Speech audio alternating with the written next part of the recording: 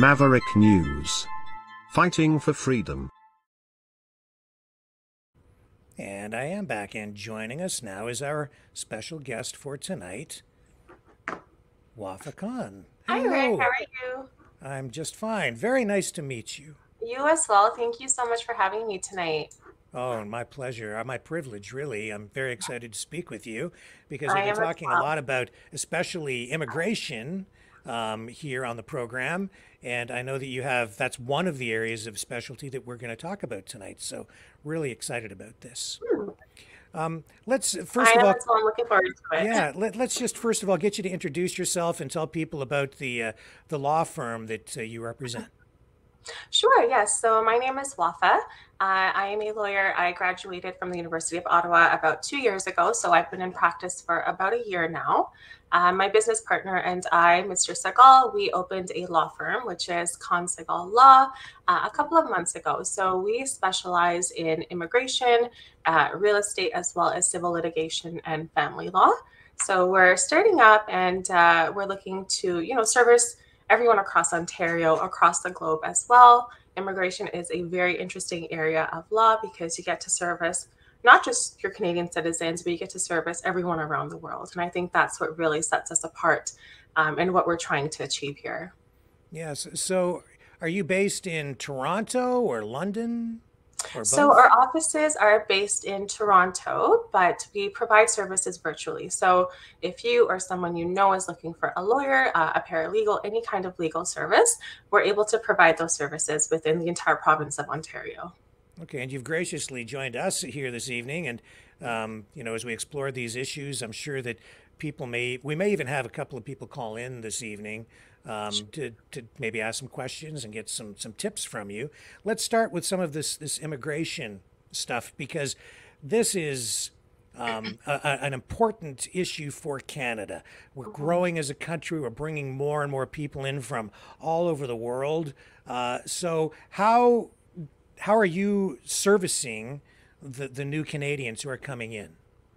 So what we're trying to focus on is not doing mass immigration. I know that's an issue that a lot of people think is unfair because we're not focusing on Canadians, the Canadian economy. So what we're trying to do is work with businesses. So businesses, if you have a company that you run, a partnership, and you're looking for an individual to hire, but you cannot find them in your local area, there's nobody qualified in Canada, what we're doing is we're trying to work with those businesses to find qualified candidates overseas. And we help you liaise with that individual. We help you with the entire process from start to finish on bringing over a qualified individual from anywhere across the world. So that's something that we're really trying to focus on is ensuring that businesses in Canada are allowed to grow. And we're supporting the Canadian economy. At the end of the day, that's all we all really want is to ensure that we're helping our neighbors, our friends, and that's our main focus is business immigration. So you're really focused on bringing quality people here who have skills and a lot to contribute to their communities and to whatever profession it is that they become involved with. Absolutely, yes. So for us, it's more about the quality of people versus the quantity. So right now, I'm sure everyone's aware there's a high shortage of physicians and nurses right now in the hospitals. There's an immense shortage of that in Ontario, especially. So we're trying to bring over those people that are qualified, that can come here, contribute, help citizens of Canada, help people here, and just kind of make it accessible for everyone to get the help and then the assistance that they deserve and that they really, really need. What are some of the unexpected challenges that people who are thinking of moving to Canada to take advantage of these opportunities? What are the unexpected hurdles that they're encountering? I think one of the big things right now is a lot of people are Googling assistance for immigration, right? And they come across individuals that have really great websites, but they're not actually licensed to provide those types of immigration services in Canada at all. And right now, there's a whole issue in the media about these so-called consultants, if you will, being caught. And they're illegitimate. They cannot provide these services, but they are. So a lot of people are using them because they're ultimately more cost effective in the beginning. These people get caught, you're out of your money, your application goes nowhere, and you're kind of stuck. So what do you really do, right? And so I think a lot of people are falling into traps of individuals that they think are licensed, but they're actually not licensed to provide any of those services. It's interesting. I had a friend out in Alberta who was telling me about someone that they know, a roommate who was a new Canadian, but he was using one of these organizations and he was having a lot of trouble. It was ended up costing him a lot of money. How do you identify or determine if you're dealing with a legitimate organization to help people actually come into the country properly? So there's two individuals that will be licensed that can provide those services. One is a lawyer. By default, lawyers are able to provide those services. And if you're looking specifically in Ontario, the Law Society of Ontario has a directory page. You can type in the individual who is the lawyer, that you can type in their first and last name, the city that they work in, and it will tell you if they're licensed, if they're actively able to practice, and if they're in good standing or not. The second one is immigration consultants. So these are people that go through special education to achieve a certain status and qualification. So these individuals, they're registered with the College of Immigration and Citizenship Consultants. So same thing, you can see if these individuals are registered and if they're qualified. So the best way to find out if you're working with someone legitimate or a business that's legitimate is to check the name of the individual that you're working with. Okay. You say, do you work with the businesses as well as the people who want to emigrate here? Yes, so we take on, from the Canadian side, it would be, for example, corporate clients we could take on. It could be something as small as a mom and pop shop, really, really big corporations. If there's someone overseas who sees a job in Canada that they're qualified for, we can also work with those individuals overseas as well. So we're kind of servicing everybody at the same time. I see. So what challenges would, say, a company have on the Canadian side? There's a lot of challenges. A lot of it would be regulatory issues. The process itself is a little bit more complicated. Businesses, they need to show that they've made attempts to try and locate someone within the area, within Canada, within the vicinity that they operate in, that's qualified for that position. And that's the tricky part, is showing the Canadian government that, I've spent time, I've spent money, I've spent resources looking for someone, and I've not been able to find anyone. And this person overseas is the one that's qualified. So I do need to bring them. That's the trickiest part, I would say, of trying to prove this and working as a corporation to bring someone over.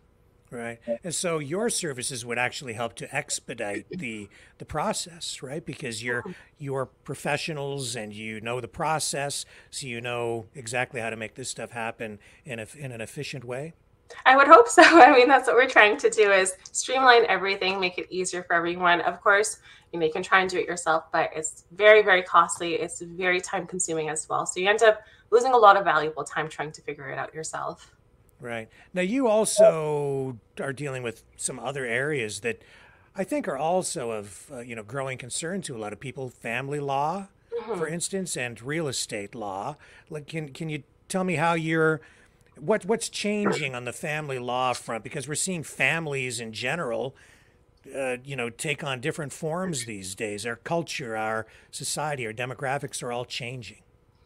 So I would say in family law, what I'm noticing particularly is a very high number of divorces. And I'm not talking uncontested, I'm talking really nasty divorces. And I think, a lot of this has to do with the last 4 years. We've all been forced to stay inside with certain people. And I think that's really caused a rift in a lot of relationships. So with family law, I'm noticing there's a lot more longer, time consuming, more expensive divorces coming out of it. And the other thing is that the rights of children have really, really developed over the last few years. So I think taking into consideration what the best interest of the child is and what the rights of the child are, that's really affecting and impacting the rate at which family law proceedings are going through the courts right now. That's very interesting because we're hearing all this talk about parental rights and whether parents even have rights. And if they don't have rights, then who has the rights? Is it the child or is it the state? How do you view these these debates and issues? It's a very, very gray area.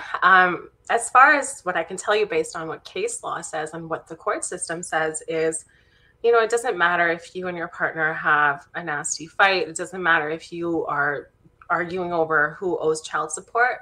The court doesn't care. What they care about is what's best for the children. At the end of the day, the children's interests are way, way more important than what the parents think is in their interests, right? So at the end of the day, the court's always going to rule in what they view as doing what's best and for the most benefit of the children of the relationship. Hmm.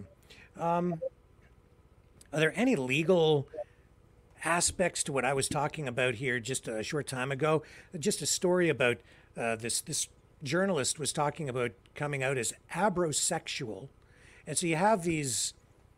I guess are there rights that kind of go with those sorts of issues, LGBTQ, S plus issues, or do you have do you deal with any of that those kinds of things? I haven't dealt with it in my practice personally. I can imagine though that that is something to consider, right? Now you have children as young as 14, 15, 16, changing sexes, changing genders.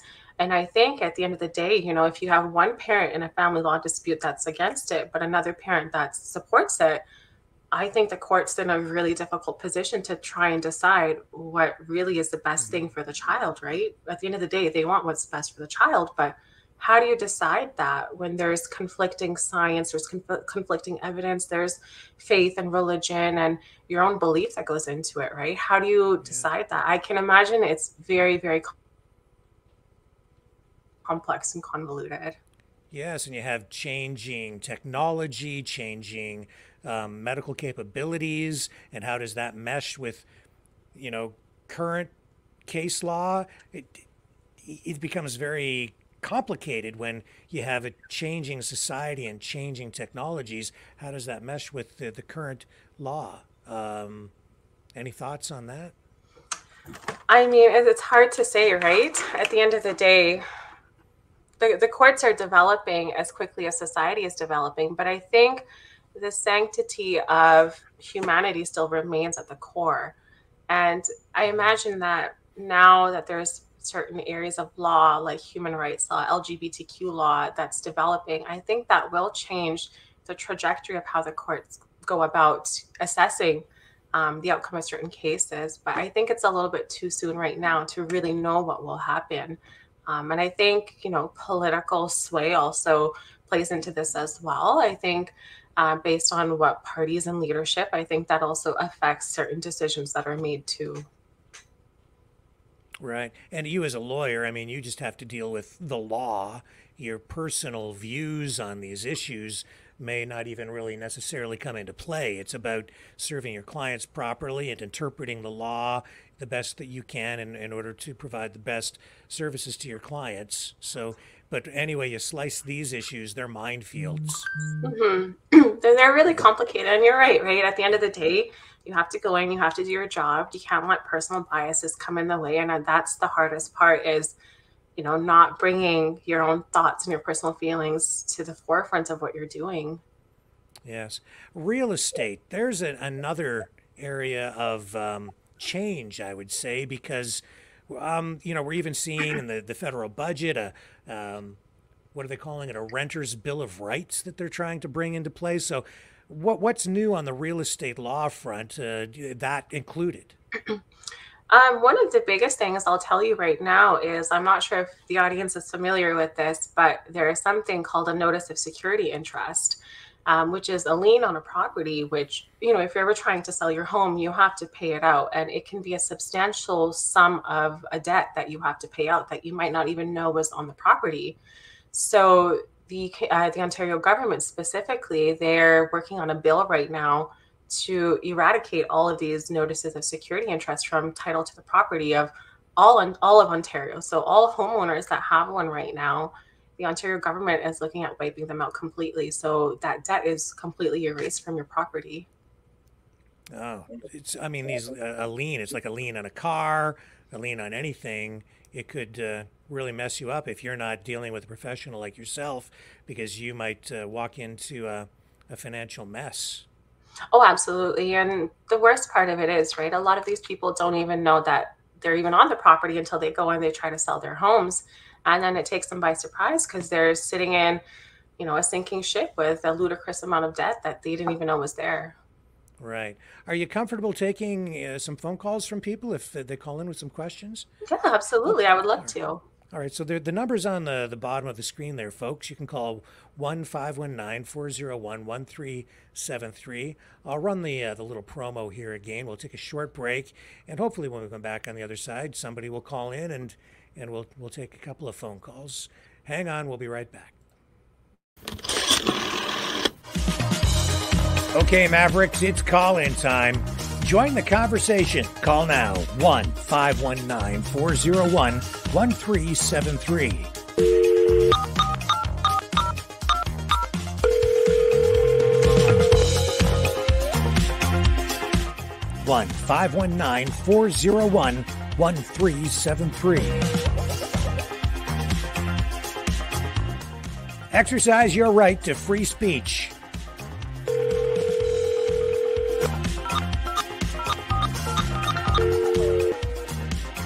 That's 1-519-401-1373.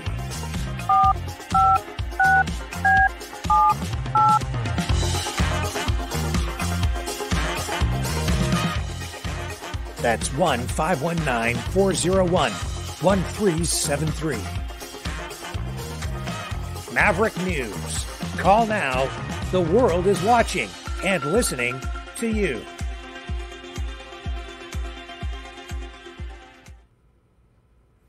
And we're back, and you can call 1-519-401-1373 to join the conversation. This is your opportunity to speak to a legal expert and get some information, some tips on any of those areas: real estate law, family law, and even immigration law. The immigration thing, that's, it's a growing area. With the numbers of people coming into the country, is that representing any special problems or challenges for lawyers like yourself or your industry? Absolutely. Especially right now, given the large number of refugee claims that we're seeing, the Immigration and Refugee Board is extremely backed up.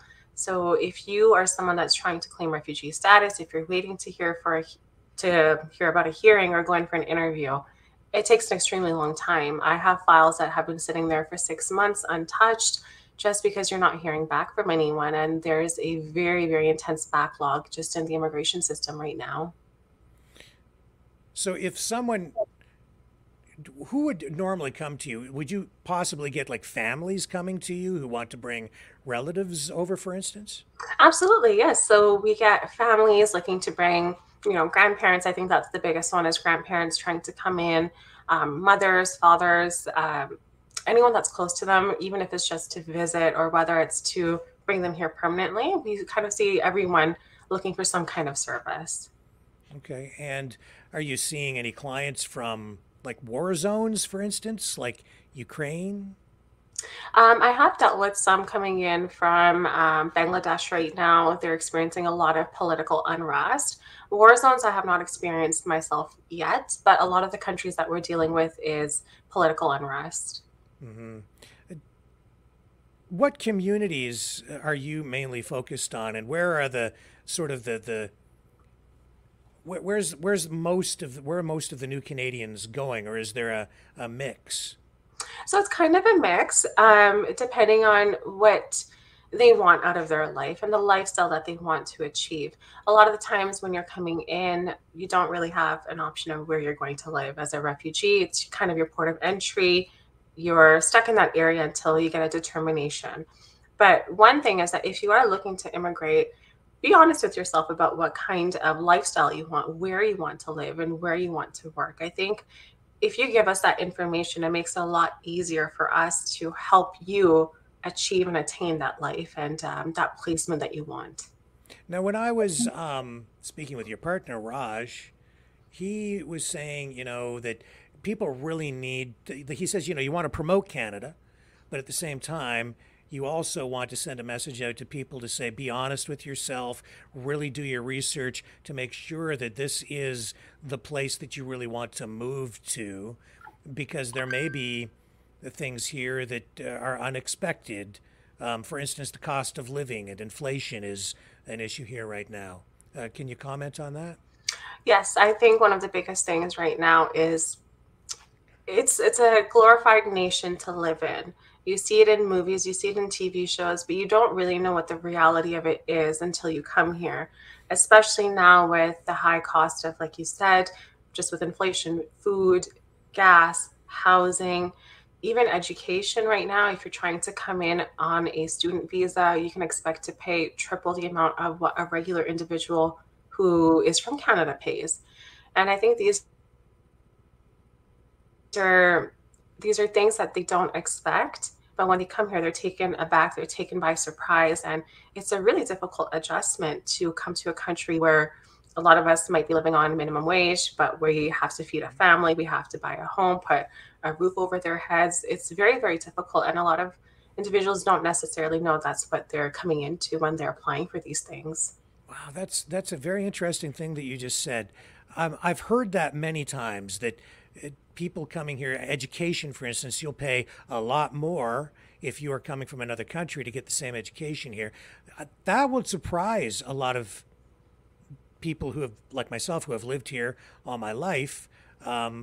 People, I think, have this misconception that people coming from other countries kind of pay the same. But explain why someone coming from another country would pay more for educational services. So I don't recall what the statistic is, but international students are one of the highest driving factors of our economy.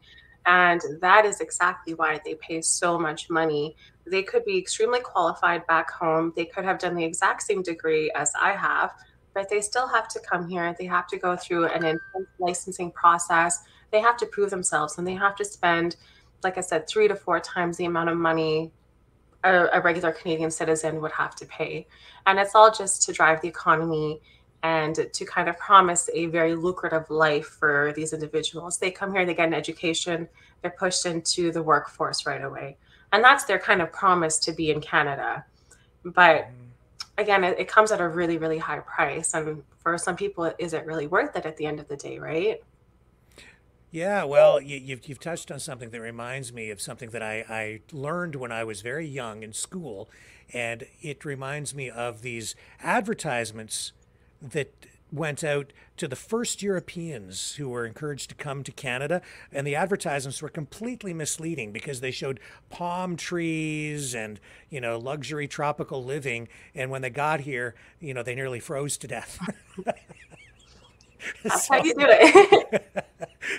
So is that what's going on? Maybe not to that degree, but in other countries around the world, is Canada being promoted through advertising to get people to come here? Is the Canadian government trying to get people to come here through advertising? Oh, for sure. So, I mean, just I would say a few months ago, you had Prime Minister Trudeau announce his quota for bringing in immigrants by 2030. I think it was like 554,000 immigrants.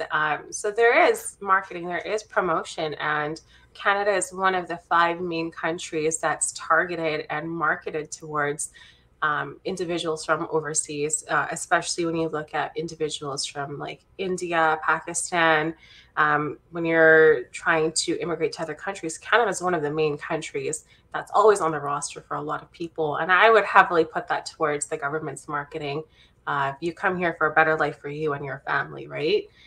So there's no doubt in my mind that there's a lot of marketing that goes into Canada being a nation to come to. And when people get here right now, a lot of them, I would think, and give me some feedback on this, trying to find a place to live because we have a housing crunch. Absolutely. And that's one of the most difficult things, right? Is you're coming here, especially for individuals that are driven to come to Toronto. That's kind of the essential hub for a lot of people because it's so diverse. There's a lot of different communities here. They come here expecting it to be like home. They have people here. They have their communities. They have the groups that they will fit in with. but then they're met with these crazy, crazy prices for rent, for car payments, for just basic necessities of life. And it's very difficult to be in a place like that. So Magic Moon, because not everybody wants to phone in, but Magic Moon is in the chat saying international students are driving the economy. Magic Moon wants to know how. Can you explain something about Yeah, that? absolutely. That's a really great question. So, for the government, it's sort of an investment. They're bringing in these international students. Typically, they'll be in areas such as computer science, general sciences, health, accounting, some type of engineering, for example. They charge them, like I said, triple the amount of tuition, and they're promised to go into the workforce right after. So Canada's aim is to try and bring in all of these international students to push them into the workforce, to develop the workforce. Whether it's successful, whether it's not, that's a question to be determined and to be assessed. But that is the goal that Canada has in bringing in these international students. Yeah, you know, I do hear from some new Canadians that, and this would surprise some people, especially people who've been here for a while, maybe a few years or whatever. But even a lot of new Canadians feel that the level of immigration is too high because it's like the systems can't cope with the flood of people coming in, not enough houses, educational institutions, our schools kind of being overwhelmed, our healthcare system being overwhelmed. Is this a concern for new Canadians coming in? Definitely. And I think this goes into one of those things that they don't necessarily know about when they're applying to migrate here.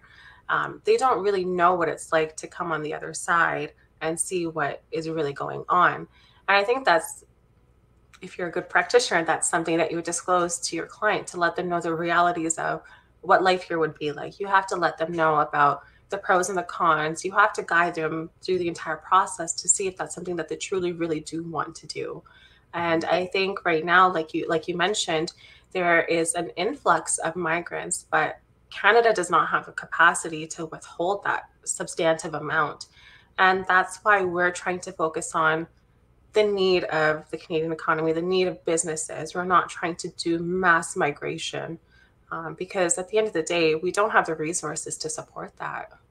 Yeah, you know, and it's important that if you encourage somebody to come to a new place, that when they get here, they are going to be able to live properly and they have a home and a, you know, and a doctor and all the things that families need to grow and prosper. And Steve here says halal mortgages has been proposed by liberals. And I know out in Alberta, for instance, they have, I don't know how familiar you are with what's going on out there.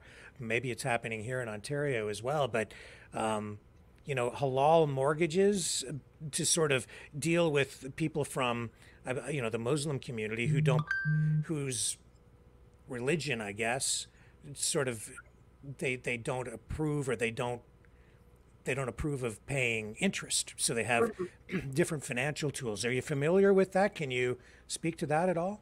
So I have seen personally in my life, I've seen independent companies providing these types of mortgages. So especially in the Greater Toronto area, you have brokerages that are run by these individuals that practice halal mortgages, and they provide those to their communities. I have not seen it past that though. Okay, it is a fairly new thing as far as I know, and I know that Alberta is sort of on the cutting edge of addressing this issue to accommodate those communities.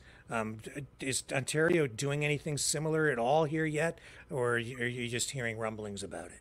No, it's mostly been rumblings and nothing's been confirmed. I'd love to see some kind of confirmed news about it. I think that would be interesting to see what exactly is going to happen. So not everyone's kind of sitting in the dark, figuring out Right. what's going to go on with it. Well, Robert Matt says that people should bring hockey sticks and some skates. And I agree with that. Is there much of a culture shock? There must be for people coming in here. And hang on, we have a call coming in, so let me just see if this Sure. is.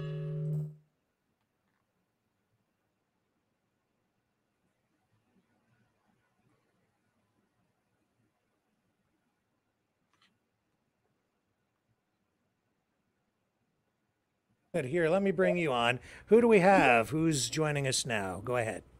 I'm Josie. Hello, Josie. I hope everybody can hear Rosie, you Rosie, it's okay. Rosie, ROSY. Sorry, go ahead. I didn't quite make that out. Okay.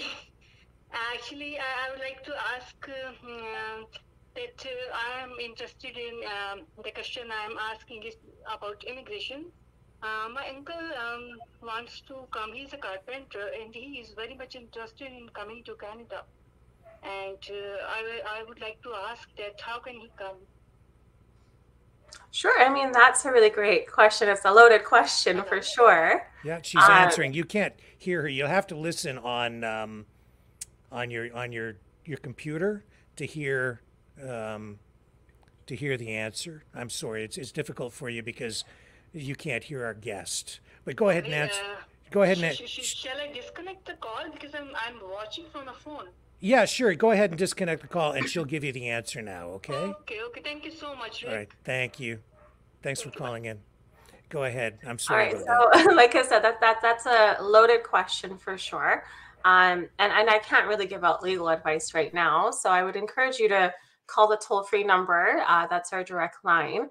What I will say though is that there is again a need for certain skilled workers, depending on your uncle's experience, schooling, the years that he's worked in the industry, and how qualified he is, mixed with external factors. We can properly sit down, do an assessment, and see what kind of class he could qualify for, and if that's something that we really need right now, if Canada is in dire need of that type of position and that type of skill, then we can sit down and chat about how we can bring him here if that's the right fit for him.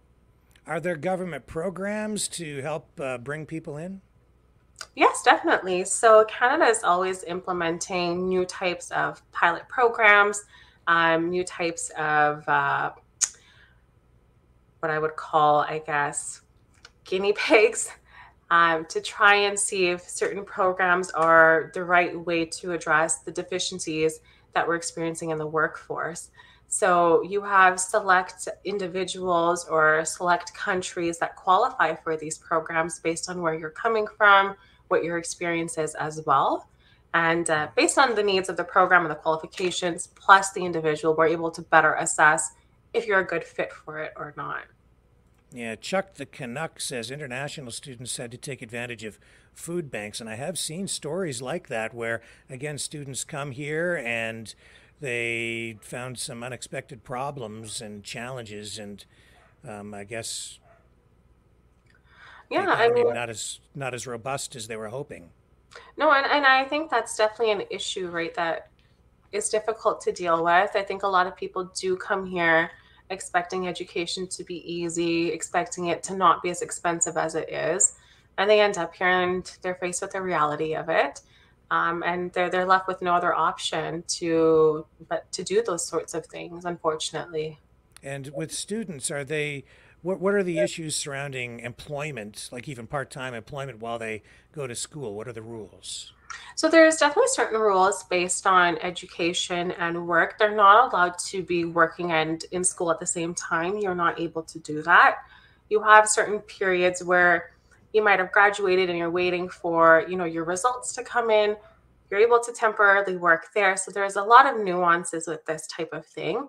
And if you're a student who is looking to continue your journey in Canada and be in the workforce, in the Canadian workforce, that's something we're able to help you with, to understand when you cannot work, how to apply for your visa as well, because it's a bit of a, like I said, nuanced application process.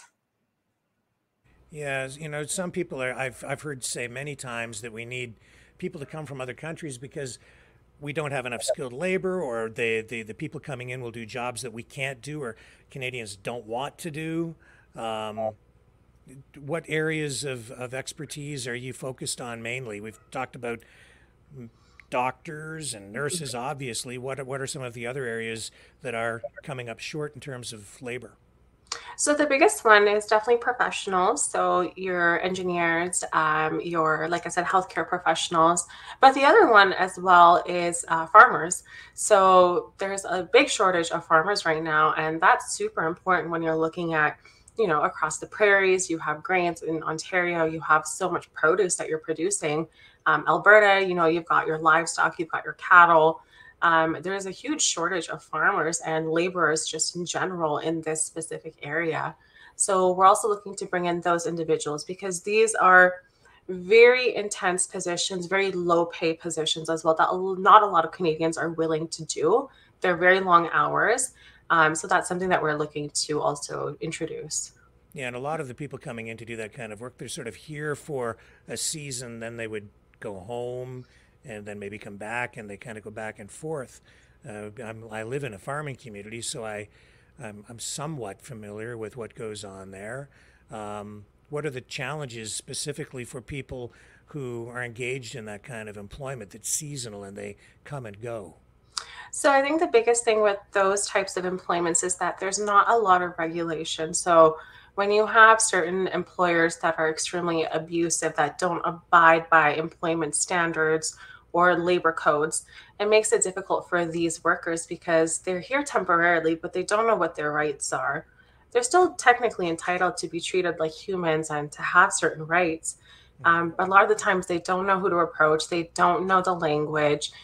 They don't even know if how they're being treated is okay or not. So you have these severely underpaid, overworked individuals, and that's the biggest issue that they experience. Yeah, well, I've done stories in the past when I was at CTV talking to, there's a gentleman I know here who has worked for years to sort of represent immigrant or migrant farm workers to make sure that their rights are protected, kind of a union guy. And he's been pretty active on that front. Just checking in the chat here to see what else people are asking about.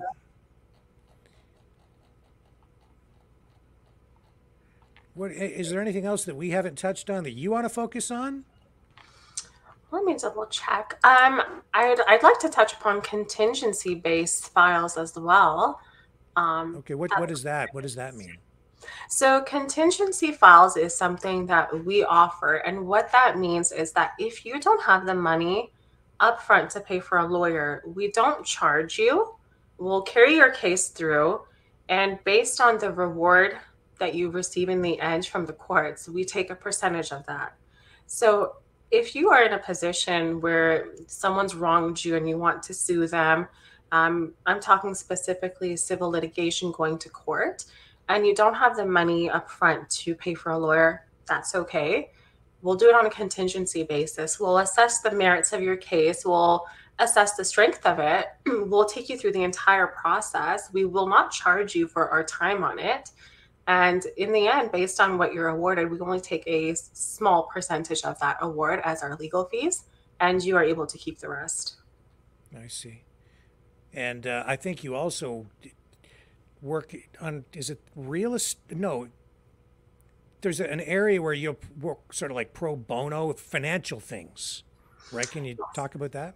Yeah, so we do also do pro bono work as well. So we obviously believe in giving back to the community. We understand, it's very difficult right now, given the current state of Canada, the economy, inflation. It's really, really difficult to afford legal professionals. So we're taking initiative to give back to our communities.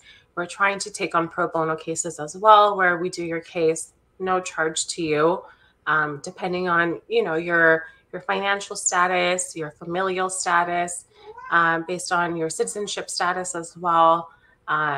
All sorts of things we take into consideration, and we offer our services at no cost. I see. I'm not sure really where to go from here. A lot of people, just overall, they're concerned about the levels of immigration coming into the country, and that's really a political hot potato. I don't even really know what to say about it. I mean, I see some concerns expressed in the chat. I hear it in the news all the time. What are your thoughts on it? I mean, I do agree with the concerns. I think like I said, there's an influx of migrants, but we just don't have the capacity for it. And I think what we really need to focus on is addressing the issues within our borders first. We have people that are homeless, people that are disabled, individuals that need that funding to live a successful life. I think we need to really focus on those issues. And I think when it comes to immigration, we need to step away from this mass migration, just bringing in anybody that we want to. But I think we need to focus, like I said, on quality people that will contribute, that will make the entire country better, thrive, and build and boost the economy a lot more. I think, there is cause for concern for sure. But I think if we harness our resources and focus on what we really need as a society, that's how we're able to control these numbers of mass immigration. Yeah, and that's why I think too the service that you're providing and what you're actively involved in with your partner Raj is is really a positive thing for the country because you are really trying to bring people here who can contribute in really substantial ways to improve their communities and the country as a whole. Yeah, absolutely. And that's what we've been wanting to do since day one. And, I hope with everyone's continued support and us just working together, we're able to do that and create a thriving community. Okay. Wafa, is there anything else you'd like to add or think that I might be missing before we wrap things up for tonight? No. Thank you so much for having me and for this opportunity to share things about the firm with everyone tonight. Absolutely my pleasure and privilege. And please tell people again how they can get in contact with you if they'd like some more information and some legal advice.